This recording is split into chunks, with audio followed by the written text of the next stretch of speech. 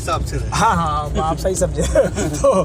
तो वैसे ही वो भी चाह रहे थे कि भाई यहाँ पर जो है तो ये हमारे हिसाब से मतलब रहें और जैसे हम कहें वैसे करें। तो उनको मेरे बारे में पता नहीं था, वो दिल्ली रहते थे। हाँ, तो उन लोग की जो कमेटी थी सब जो बनाए हुए थे, तो मेरे बारे में उनको लोगों ने बता दिया था कि अरे ऐसे हैं, वो जो है वो घंटी नहीं बजाते हैं, शंख नहीं फूंकते हैं, कई तरह की बातें बताए थे। तो सनातन धर्म के विरोधी हैं। हाँ, सनातन धर्म के विरोधी हैं। तो एक बार दोपहर की बात थी, मैं आराम कर रहा था तो एक खटखटाए, तो मैंने खोला, तो मैंने पूछा कि हाँ बताइए कहिए। तो पूरा ग्रुप लिए हुए थे 10-12 आदमी का। तो और वे जो लड़के सब जो थे ना, सामान्य जो थे उससे थोड़ा घबराते थे मेरे प्रश्नों से। इन सबसे थोड़ा घबराते थे। तो इसलिए वो सब, वो भाई समझदार आदमी थे, तो कई समझदारों की टोली लेकर के आए थे। तो मुझसे कहे कि पीयूष महाराज आप भी हैं? मैंने कहा हाँ। नहीं वो कहिए। कहे कि सुना है कि आप पूजा पाठ नहीं करते हैं। हाँ। तो मैंने कहा कि आप अपने बताइए, आप करते हैं क्या? तो हाँ मैं तो करता हूँ। मैंने कहा तो फिर बताइए पूजा क्या है? हाँ। तो जब मैंने पूजा की परिभाषा पूछी तो उनको चक्कर आने लगा। तो कहा कि वह तो मैं नहीं जानता हूँ। हाँ। मैंने कहा कि जिस चीज़ को आप जानते नहीं उसको फिर कर कैसे लेते हैं? अब जो है वो एकदम परेशान हो गया। उसी तरह से सनातन धर्म में जैसे बताया गया है, मैंने कहा कि सनातन धर्म क्या है? तो कहे कि यह तो मैं नहीं जानता हूँ। मैंने कहा कि जो आप जानते नहीं और आ गए यहाँ हिसाब लेने, पहले जानिए उसके बाद फिर आइए बात कीजिए आराम से। तो क्रॉस प्रश्न में फिर उनकी बुद्धि है उसी में ठिकाने होती चली। अब उसके बाद वहाँ से चले गए वो, ये मेरे 2 के बाद जवाब के बाद वो चले गए। लेकिन बहुत खुमसा गए, नाराज हो गए, क्योंकि उतने लोगों के बीच में वो बेइज्जत हो गए, अपने को बेइज्जत महसूस कर रहे थे। तो कहे कि इसको तो भगाना पड़ेगा यहाँ से जैसे भी हो। तो अब जो है अब वो अपना गुट बनाने लगे, तगड़ा बनाने क्या लगा, उनका था ही गुट, बस उनको बस उसी उद्देश्य से इकट्ठा करना था। तो खैर मुझसे कहने लगे कि ऐसे ऐसे आपको वो किया जाएगा। तो कहे कि इसका घमंड तोड़ेंगे हम लोग पहले, मतलब उन लोगों ने योजना बनाई कि इसका पहले हम लोग घमंड तोड़ेंगे। तो उन लोगों ने क्या किया कि मतलब एक मीटिंग बुलाई, मैंने भी उसमें कह दिया आप भी बात दी, ठीक है आइए, अगर कोई ऐसी कोई बात है तो भाई उसको संवाद से हल किया जा सकता है। तो उन लोगों ने जो बड़े बड़े साधु संत थे, आचार को विद्वान सब, उन लोग की टीम को ले आए कि गृहस्थ ये बस में नहीं आएंगे, साधु संत बस में आएंगे। तो और उसके बाद फिर इसको जब इसको हरा दिया जाएगा तब इसको जरूर करके बना दिया जाएगा।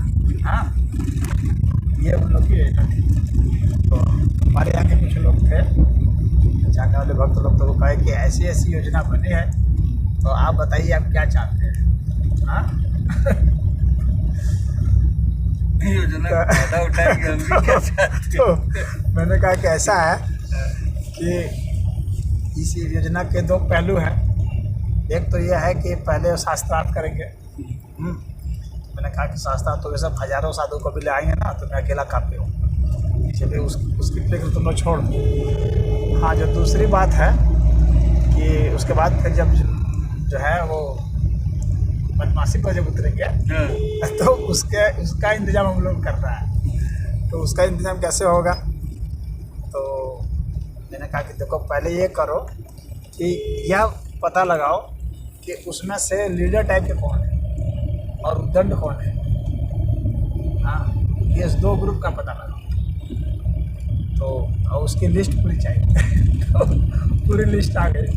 हाँ, ये लोग भी सब जानते थे, ये सारे सब उसी मोहल्ले का थे सर, बागपत क्षेत्र के। तो उनकी लिस्ट आ गई, तो मैंने बता दिया कि देखो ये जितने लीडर टाइप के लोग और ये बदमाश टाइप के लोग हैं, एक एक को तुम लोग चूँकि पहचान रहे हो, तो इन्हीं बदमाशों के और जो लीडर टाइप के हैं, इनको घेर करके 4 आदमी बैठेंगे कम से कम, एक एक। हाँ, और शुरुआत तो जब भी मीटिंग की होगी तो बैठ करके ही होगी। तो अगर ये उठने को करता तो बैठा दें, उठने ही मत देना इनको। तो और किसी कारणवश अगर उठ जाए तो तुम लोग भी उठना। उसके बाद फिर तो जो होगा देखा जाएगा। हाँ, तो वहाँ वो चौहानों का मोहल्ला था और ब्राह्मण थे, और हम लोगों ने, चौहान जो होते हैं ना उधर राजपूत होते हैं, तो हम लोगों ने जो योजना बनाई तो उसमें कहा कि भाई ये चौहान जो है ना, इनका काट तो जाट है। तो जाटों को बुलाया गया। हम लोग योजना बनाए जाट जाट ज़्यादा लंट होते हैं और अब उन दोनों में प्रतियोगिता होती है। हाँ, जैसे कि इस तरफ के क्षेत्र जो है इसमें यादव और राजपूतों में होती है, उसी तरह से उधर जाटों और चौहानों में होती है, राजपूतों में। तो हमने जो है जाटों के बीच में वो किया, जाटों को नियुक्त किया, आपको चौहानों हमारे पक्ष के थे और उनको लगा वैसे सब बैठा, वैसा हो गया। उसके बाद फिर जो है सब फिर बात शुरू हुई। मैंने कहा कि बताइए आप लोग किस उद्देश्य से इकट्ठा हुए हैं आप लोग, और क्या लगता है कि क्या कुछ होना चाहिए और क्या कुछ नहीं होना है।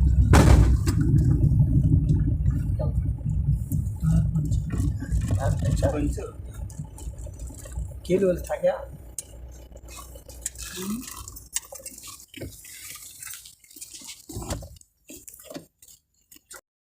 तो साधु जी आपको वो बता रहे थे, हाँ, वहाँ वाली घटना बता रहा है।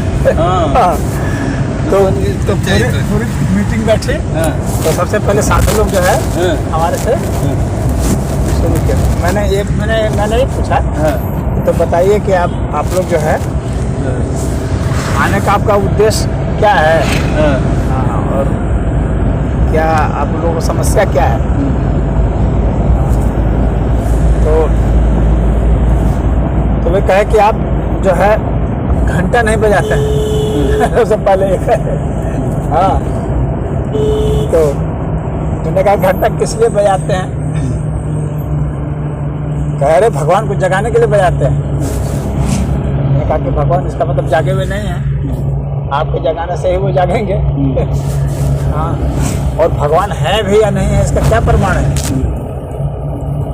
अब तो पूरा अब क्या लगता है कि पूरा घोर नास्तिक है। मैंने सोचे, तो मैंने 2 चीज़ का आपत्ति उठा दी। मैं कहा पहले तो भगवान है कि नहीं, पहले आप ये सिद्ध करेंगे ना, आप फिर सिद्ध करेंगे कि वे सोए ही जाते हैं और हमारे जगाने से ही जागते हैं, और वो घंटे से ही जागते हैं।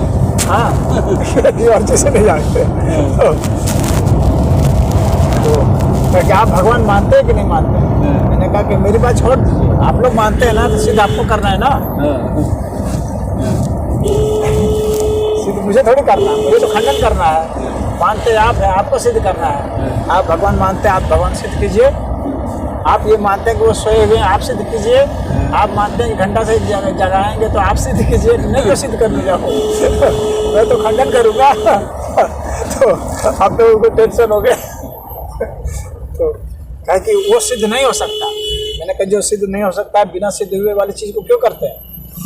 इसका मतलब है कि वो सही चीज़ नहीं है, गलत चीज़ है। जो चीज़ प्रमाणित नहीं है तो उस चीज़ को करना जो है समाज के हित में कैसे है बताइए। जो प्रमाणित है उसी को ना आप करेंगे, या तो आप उसको प्रमाणित कीजिए, कि वो सही है और वैसा है तब तो ठीक है, अन्यथा फिर आप ये मानिए कि आप जो करते हैं ये सब गलत है, ये सब फिर ढोंग और पाखंड के तहत आएगा। हाँ, या हो सकता है इसका कोई अन्य उद्देश्य है, हाँ, जो कि आपको नहीं पता है। तो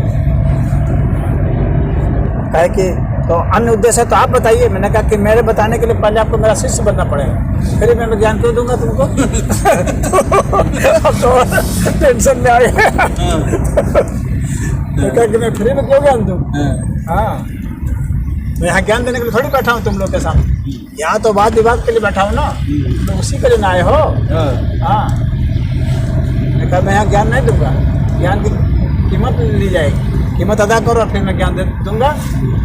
हाँ, तो मैंने कहा कि सिर्फ मैं तुम लोग जो कहोगे उसका खंडन करने के लिए बैठा हूँ यहाँ। हाँ। अब जो है और पारा गर्म हो गया सबका। तो कहे कि आप वेद मानते हैं कि नहीं मानते हैं। एक था जब घंटा पर सवाल था ना, आर्य समाजी था वो, तो कई मतों के लोगों को लाए थे। तो एक ये सनातन मत वाले जो थे घंटा वाले, तो ये तो खत्म हो गया, इनका काम खत्म हो गया। पहले अपना उत्तर अपने प्रश्न का दे देते। पूरे काम खत्म हो गया। फिर आए आर्य समाज वाले, क्या कि आप वेद को मानते हैं कि नहीं मानते हैं। मैंने कहा मानने से आपका क्या तात्पर्य है, आप वो बताइए। तो है कि नहीं, मेरा तात्पर्य यह है कि आप यह मानते हैं कि नहीं कि वेद सही है। मैंने कहा कि वेद जितना मैं पढ़ा उतना तक तो मुझे सही लगा, हो सकता है कि और भी उसमें कुछ चीज़ें हो, अगर उसमें कुछ गलत बात है तो आप बताइए।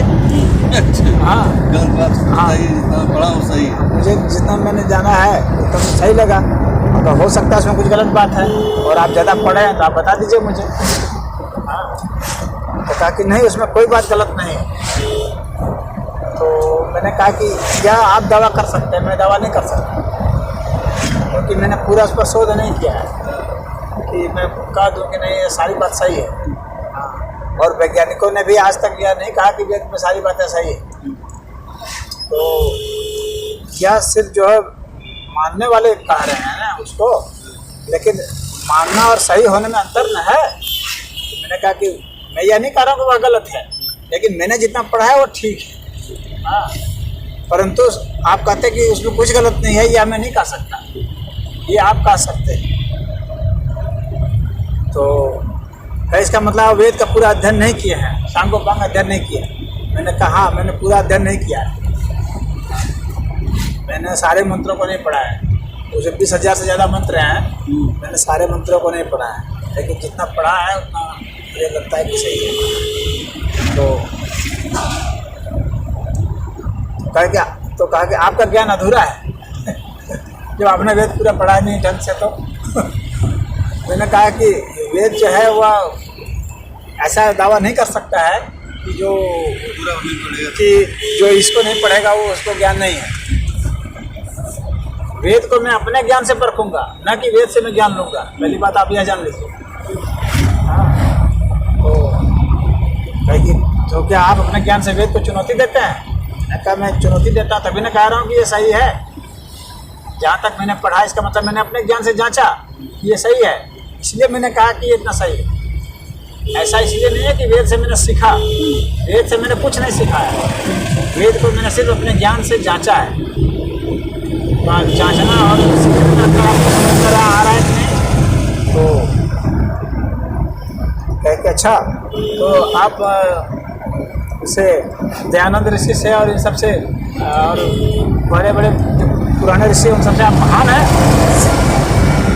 तो मैंने कहा कि ये मैं तो नहीं कह रहा हूँ, ये तो आपका कहना है महान और क्षुद्र, ये इसमें क्या बात है।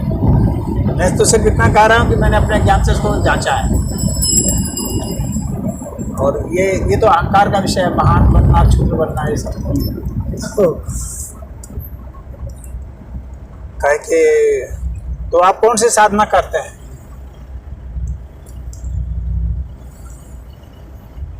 तो मैंने बताया कि मैं तो बहुत तरह की साधना करता हूँ, लेकिन मैं क्या करता हूँ वो यहाँ विषय नहीं है। यहाँ विषय यह है कि आपको जिससे हमारे जिस गतिविधि से आपको एतराज़ है वो उसके लिए आप यहाँ इकट्ठे हुए हैं। मैं क्या करता हूँ वो छोड़ दिए, मैं तो हज़ारों चीज़ करता हूँ, आपको हज़ारों चीज़ों को बताने के लिए मैं यहाँ नहीं बैठा हूँ। और अगर आपको जानना है कि मैं कौन कौन साधना करता हूँ तो उसके लिए आपको पेमेंट करना पड़ेगा। हाँ, और पेमेंट हमारी शर्त पर होगी, पता नहीं कौन सी पेमेंट होगी।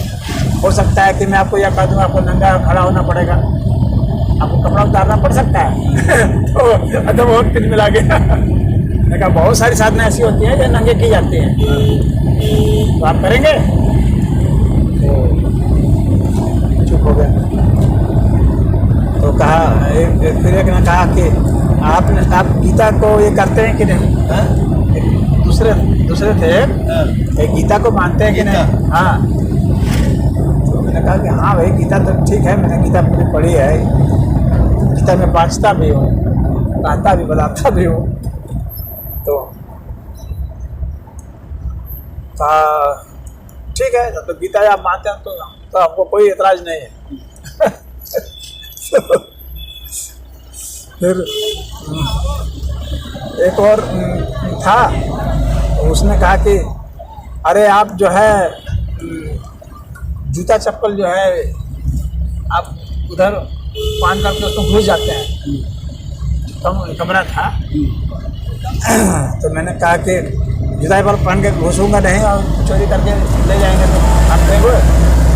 आप दोगे तो बोलो, मैं रोड पर ही खोल दूँगा रोज़ चोरी होगी, रोज़ आप देना। अगर आप दोगे तो मैं खोल दूँगा, मुझे कौन जूता चप्पल से मतलब।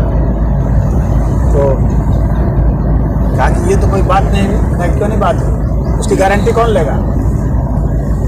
फिर चुप हुआ। फिर एक और था। असल में वहाँ पर 3 मंदिर थे। एक देवी का मंदिर जो था वो शिव जी का मंदिर था। देवी का मंदिर में छत्रक उत्रक था चांदी का था, और गहने वहने सारे थे उसमें। तो उसकी चाबी जो है वो मुझे दे रहे थे सब।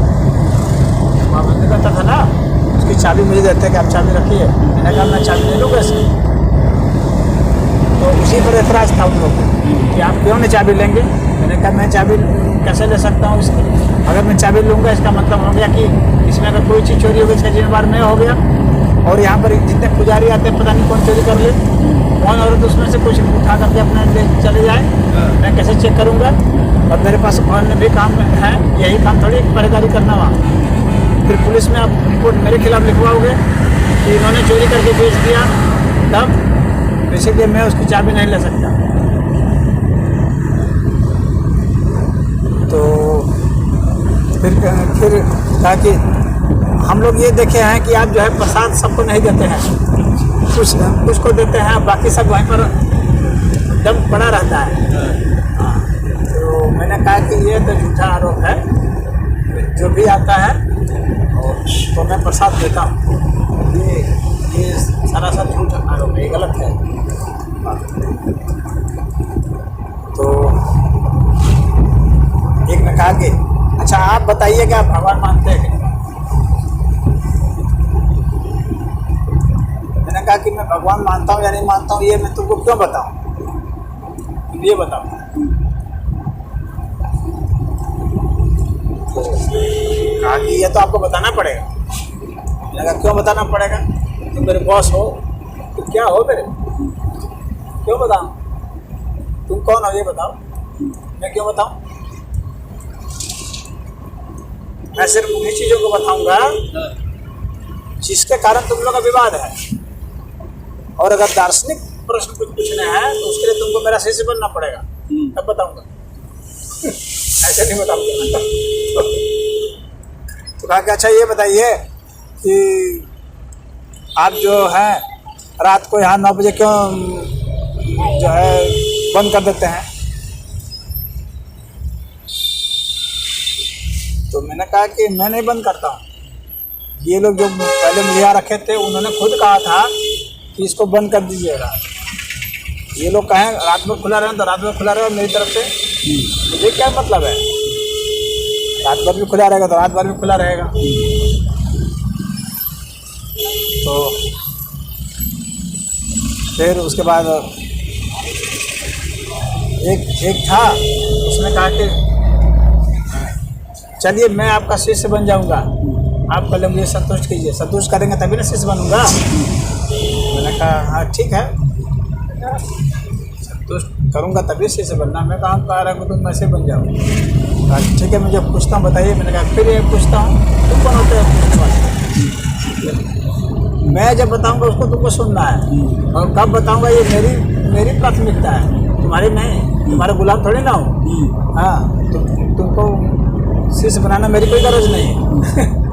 तुम्हारी गरज है शीश बनना, मेरी गरज नहीं है। मैं जब चाहूँगा तब तुम पूछोगे, और जब मैं जैसा उत्तर दूंगा, जब मैं चाहूँ तब उत्तर दूंगा। ये नहीं कि तुम मेरे टीचर हो गए, बॉस हो गए, कभी बताओ तभी बताऊँगा। हाँ वो सब नहीं चलेगा। तो एक कहता है, एक खड़ा हो गया, हाँ सामान साथ में, कहता कि चाहे कुछ भी हो आपको यहाँ से जाना पड़ेगा। तो जब वो खड़ा हो गया था ना, तो उसके बगल में खेल में बैठाए हुए थे। अब लोग जानते थे कोई कौन खड़ा होगा। उसने तो उसकी बाँह पकड़ कर नीचे बैठा दिया। तो फिर भी वो बोल गया अपनी बात को। तो फिर बाकी लोग थे तो वो कहे क्यों जाएंगे, ये नहीं जाएंगे। तो फिर एक खड़ा होकर बोलना चाहते उसे पकड़ के बैठा दिया। हाँ तब जब 3-4 को इसी तरह बैठा दिया गया ना, तो वे लोग जान गए कि ये लोग भी प्लानिंग से है। हाँ वे भी जान गए कि ये लोग प्लानिंग से है। एक जाट था, उसने पकड़ के बैठा दिया। बोला कि देखो जब विद्वान लोग बात कर रहे हैं ना, तो बेवकूफ़ों को नहीं बोला जाता है। तुम लोग बेवकूफ़ हो, तुम लोग को बोलने की जरूरत नहीं है। क्या जानते हो? कुछ जानते हो धर्म के विषय में? कुछ जानते हो? धर्म शब्द की परिभाषा नहीं जानते हो, और चले आए यहाँ पर शास्त्रार्थ करने के लिए। तो वो बैठ गया।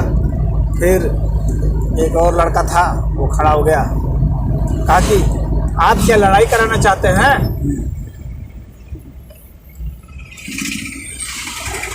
तो मैंने कहा नहीं, मैं क्यों चाहूँगा लड़ाई करना, तुम लोग लड़ाई करना चाहते हो। मैं तो नहीं चाहता कि लड़ाई करो, लेकिन तुम लोग लड़ाई करने के ही उद्देश्य से इकट्ठे हुए हो, और तुम लोग चाहते हो। और अगर चाहते हो तो मेरी तरफ से कोई एतराज़ नहीं। अगर तुम लड़ाई करना चाहते हो तो करो लड़ाई। हमारे पास इतना फालतू बल है, फालतू धन है, तो बेकार तुमको अपनी जान की खुद की कीमत नहीं मालूम है, तो लड़ लो, मर लो। कौन मना कर रहा है? मुझे कोई फर्क नहीं पड़ता, तुम लड़ोगे तो भी। हाँ क्योंकि क्षत्रिय लोग लड़ते आए हैं ना जी। तो लड़ो।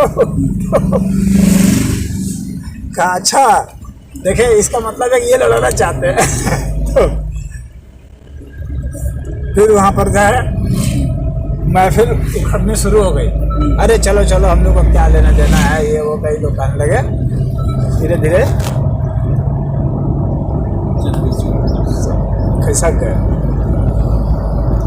उनका अभियान समाप्त हुआ। नहीं ये बिल्कुल ये तर्क की तरह मैंने ऐसा प्रश्न करेगी सब, तो सही जवाब दूंगा तो बात ही खत्म हो जाएगी 1 सेकेंड। उन्हीं के प्रश्न यहाँ गामर में था, वहाँ भी वो बवाल हुआ, हालांकि छोटा बवाल था। लेकिन मुझसे पहले वहाँ एक साधु जी रहते थे, खोपड़िया बाबा का नाम था। तो उनको वे लोग कमेटी वाले निकाल दिए। तो वहाँ हनुमान चबूतरा गामर में गए होंगे, देखे होंगे। तो सुने देखा नहीं। बहुत गामर का सबसे ऊंचा स्थान है, हनुमान जी का मंदिर है। तो फिर मुझे लिवा गए थे, तो मुझे वहाँ पर रखे सब। तो मुझे कहे कि ऐसा है ना कि यहाँ पर आप रहिए, कोई तकलीफ नहीं होगी, आप अपने हिसाब से जैसा जो भी करते हैं आप कीजिए, हम लोग कोई आपत्ति दिक्कत नहीं है। अब भाई जब वहाँ गए तो अगले दिन सुबह जो है, हम शाम को गए थे, सुबह को खपड़िया आ गए वहाँ पे। चलो सही हमारे तो आए, तो उनका स्वागत वगैरह किए, बिठाए उठाए, बातचीत हुई। तो हमें ठीक आदमी मालूम पड़े। हाँ तो फिर वहाँ बहुत देर तक वो बैठे, फिर वो सुबह गए। उन लोग को खबर लग गई कि वो वहाँ पहुँच गए थे। तो वे लोग आए मेरे पास, कह रहे वो जानते हो जो आए थे, जानते कौन थे? मैं कौन थे? कहते अरे वो खोपड़िया है, यहाँ पर पहले रहता था, लोग भगा दिए उसको। हाँ वो सही आदमी नहीं है, उसको यहाँ पर आने नहीं दीजिएगा आप। तो मैंने कहा मेरे से जितनी बातचीत हुई उसमें तो वो ऐसे तो नहीं लगे, ऐसे बुरे नहीं लगे। यार दूसरे दिन क्या हुआ कि वो फिर आ गए कपड़िया। फिर उन लोग बैठे बहुत देर क्या उन लोग को फिर खबर पहुंच गई। फिर ऐसा कि अरे आपको तो समझाए थे, आप उनको मना कर दीजिए, यहाँ नहीं आए। मैंने कहा कि मैं कैसे मना कर सकता हूँ किसी को, मंदिर तो सबके लिए होता है, यहाँ तक कि दुष्ट राक्षसों तक के लिए भी होता है। मंदिर में आते लोग पवित्र होने के लिए ना। आप अगर आपके हिसाब से अगर खराब भी हैं तो आकर के यहाँ शुद्ध होंगे, सही होंगे, इसके लिए है। तो मैं कह रहे ऐसे दुष्ट लोग आएंगे तो मंदिर अपवित्र हो जाएगा। मैंने कहा मंदिर अपवित्र हो जाएगा तो ऐसा मंदिर का कोई मतलब ही नहीं। मंदिर तो वो होना चाहिए जो सबको पवित्र करता हो। अगर मंदिर ही अपवित्र हो जाए तो फिर मंदिर गड़बड़ है, फिर मंदिर का क्या मतलब रह जाएगा। फिर आए, अच्छे लोग भी आए, साधारण लोग भी आए, बुरे लोग भी आए, बहुत बुरे लोग भी आए, सभी लोग आए और आ करके अच्छे होकर के जाएं, सही होकर जाए। तो कहे नहीं जो है आपका विचार सही नहीं, गलत कहाँ है बताए।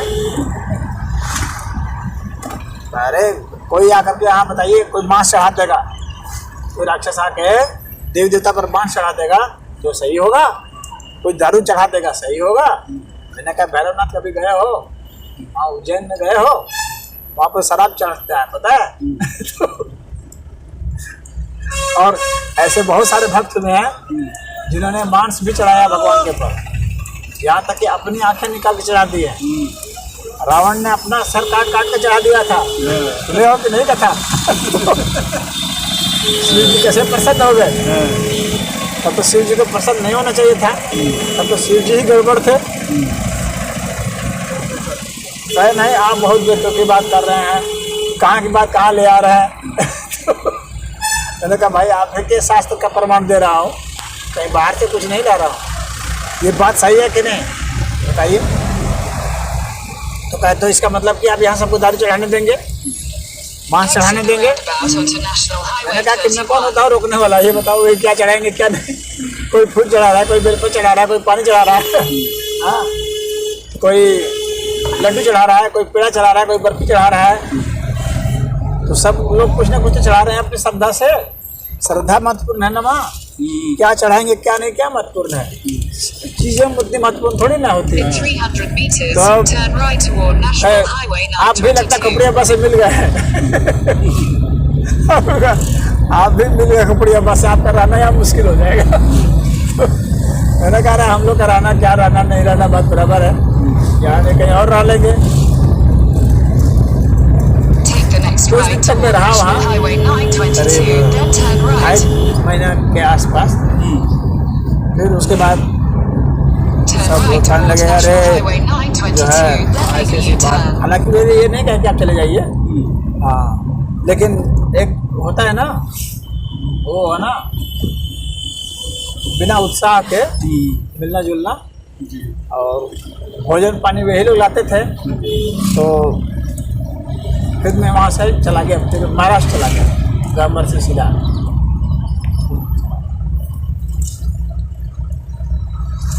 बरसा वाला कांड तो आप जान ही रहे हैं। मुसलमानों के एक बार जमनिया में हुआ था, और वहाँ तो जमनिया में लाठी चली थी, हाँ जबरदस्त, एक यज्ञ हो रहा था समझे। तो कुछ लोग वहाँ कुछ युवा लड़के थे, तो वे सब मेरे पास आए, कहे कि ऐसे यज्ञ हो रहा है तो चलिए आप प्रवचन कीजिएगा। तनी गुरु जो तनी माला में फेंक न दी पीछा तो ललका वाला दे यही साफ कुल साफ पप्पा के। हाँ हाँ वही हाँ ना वही सही, यही खाती यही नहीं है, खाली ये नहीं है। अच्छा यही सब प्रवाहित करना था क्या? हाँ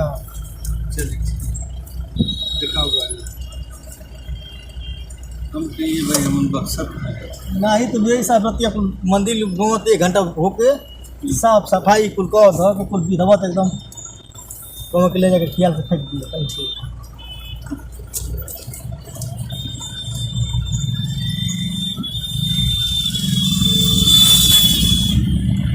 घर गंगा जी के साफ करे के चाहिए। क्या है, इससे गंदा नहीं होने वाला है। फूल है ना, तो फूल हमें आप बस फूल वनस्पति की चीज़ें हैं, ये तो ऐसी। तो मुझे हाँ, तो मुझे प्रवचन के लिए दिवा गए, और वहाँ पर लाइन लगी हुई थी प्रवचन की, एक तरफ से भाई अमुक कहेंगे ऐसे ऐसे। तो मेरा भी नंबर आ गया, तो मैंने प्रवचन शुरू किया। और उसके पहले जो है मौन साधना का मैंने वो किया था प्रयोग। हाँ, तो मैंने सोचा कि मौन साधना का प्रयोग किया हूँ तो अच्छा है ना होकर बगलिए से बगलौने बना। तो मैंने सोचा कि अच्छा है कि अपने अनुभव को शेयर कर दूँ लोगों को। तो मैंने मौन साधना का प्रवचन शुरू किया वहाँ। अब मुझसे पहले वे सब जो है नाम जप और ये सब कथा सुना चुके थे, समझ रहे कि नहीं? भाई इसका नाम लेना है, इसका नाम लेना है, जपना है, स्मरण करना है। हाँ, तो अब वहाँ पर जो है अपने ऑटोमेटिक जो है वो खंडन शुरू हो गया। मैंने कहा कि जितने भी नाम है ना, ये सब नाम संसार के ही तो है नाम। ये सब क्योंकि हम कोई भी शब्द बोलते हैं, ये ध्वनि जो भी ध्वनि है, ये ध्वनि तो यहाँ इन पदार्थों से यहाँ पे उत्पन्न है। तो अगर हम कुछ भी जपते हैं, कोई भी नाम लेते हैं, हम राम कहें या जूता कहें, है तो शब्द ही है, तो वर्ण ही। तो वास्तविक अध्यात्म वहाँ से शुरू होता है जहाँ नाम समाप्त हो जाता है, जहाँ कोई ध्वनि नहीं है, कोई चित्र नहीं है, वहाँ से वास्तविक अध्यात्म की शुरुआत होती है। हाँ, हम नाम जप सकते हैं शुरू में, और उससे करते करते हम उसके विज्ञान तक जा सकते हैं, लेकिन उसके अंततः वहाँ पर फिर चित्र सब ध्वनि समाप्त होनी चाहिए। वो कोई वर्ण नहीं बनना चाहिए।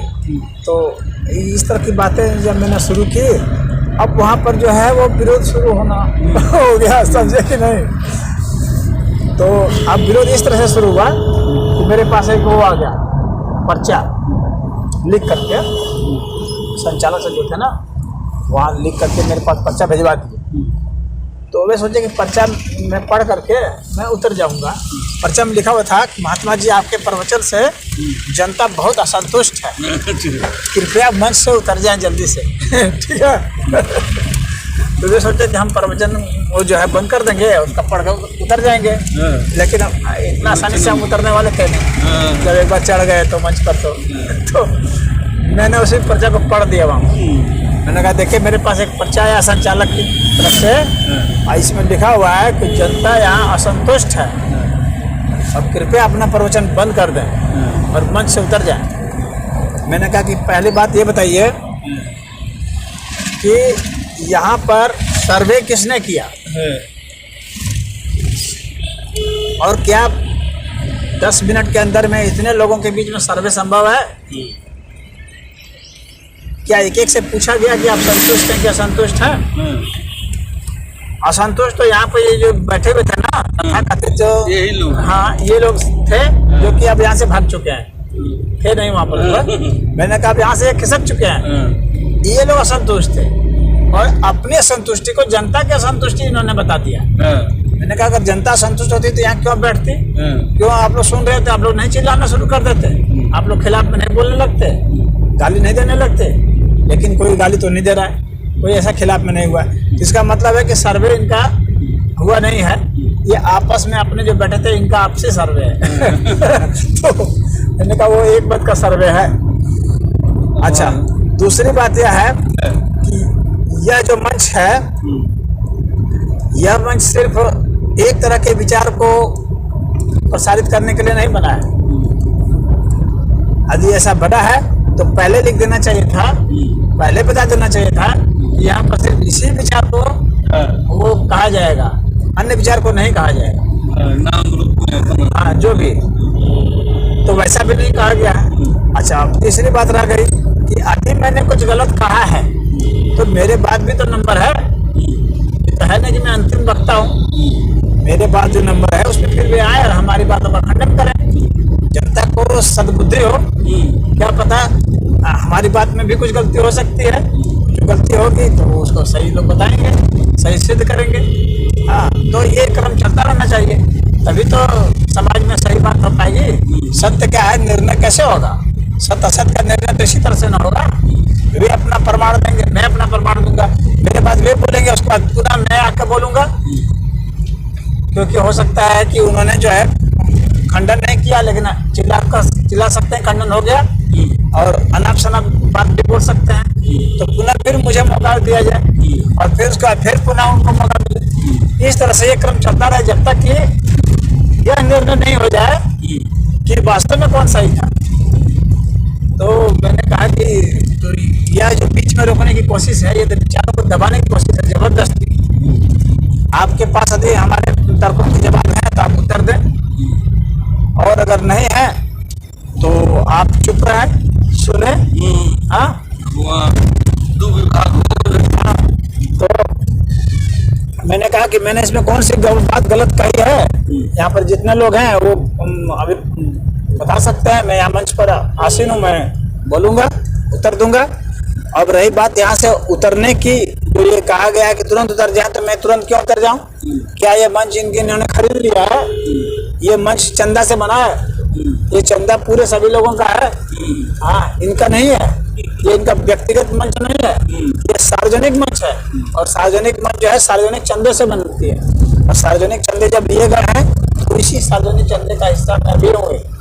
हाँ, और मैंने कहा कि मैंने इनका जो है ना पानी भी नहीं पिया है। जब मैं आया था तो मुझे तो पानी पिला रहे थे, हाँ, और मैंने पानी भी नहीं पिया था, क्योंकि मैं जानता था कि विवाद हो सकता है। तो ये तो पैसे लेके बोलते हैं, पैसे वाले हैं ये बंदा, मैं तो बिना पैसे का बोलता हूँ, मैं तो आनंद में मौज में बोलता हूँ, सत्य के लिए बोलता हूँ, न्याय के लिए बोलता हूँ, पैसे के लिए नहीं बोलता। जो पैसे के लिए बोलते हैं वे सत्य और न्याय से समझौता करते हैं, वही लोग पैसे के लिए बोलते हैं इस दुनिया में आज तक। तो अब वहाँ पर दो खाड़ हो गया, एक खड़ा हो गया, एक बुढ़ा जो है हमारे समर्थन में खड़ा हो गया। वो बोला कि नहीं, महात्मा जी ठीक कह रहे हैं, हाँ, इनकी बात को सुना जाए, बात को क्यों दबाया जा रहा है, क्यों उतारने की कोशिश की जा रही है, हम लोग इनको नहीं उतारने देंगे, आप बोलिए। तो अब ये दूसरा ग्रुप खड़ा हो गया, अरे वाह क्या सही बोल रहे थे ये, हाँ, ये तो सरासर उल्टी पुल्टी बात बोल रहे थे, ये तो मंत्र का ही विरोध कर रहे हैं। मंत्र में तो कहा जाता है उच्चारण करने के लिए ध्वनियों का, तो अब पूरा वेद जो है मंत्र से पड़ा हुआ है, और ये मौन बोल रहे हैं। चुप हो जाने से कोई धार्मिक कैसे होगा?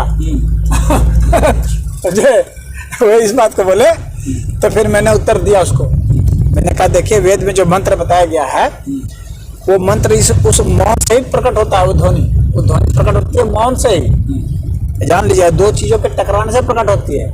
और जब तक टक्कर चल रहे हैं ना, तब तक संसार ही है, ये समझ लेना, क्योंकि संसार में सिर्फ टकराहट ही है, ये ध्वनियां निकल रही है, प्रतिध्वनियां निकल रही है। तो जब तक आपके टक्कर चल रही है तब तक मंत्र है, निश्चित रूप से मंत्र है, लेकिन मंत्र का स्रोत कहाँ है आपको मैं वह बता रहा था। ये मंत्र निकला कहाँ से है, ये वेद निकला कहाँ से है, आप वेद की बात बता रहे हैं, लेकिन वेद कहाँ से निकला मैं वह बता रहा था। कि वेद जो है वो खामोशी से निकली है, मौन से निकली है, हाँ, वो अनंत अस्तित्व से है। तो अब उसके बाद जो है वहाँ पर कुछ चुप्पी छा गई। फिर उसके बाद फिर एक ग्रुप वो खड़ा हो गया और लाठी दनादन चलने शुरू हो गई। हाँ, पुलिस तो थी वहाँ, लेकिन पुलिस कुछ नहीं कर पाई और लाठी बरसने शुरू हो गई दोनों पक्षों से। हाँ, भाई जो लाठी ले लेकर नहीं लोग आते हैं सब, देहात के लोग तो लाठी लेकर चलते हैं ना, तो अब लाठी चलने शुरू हो गई।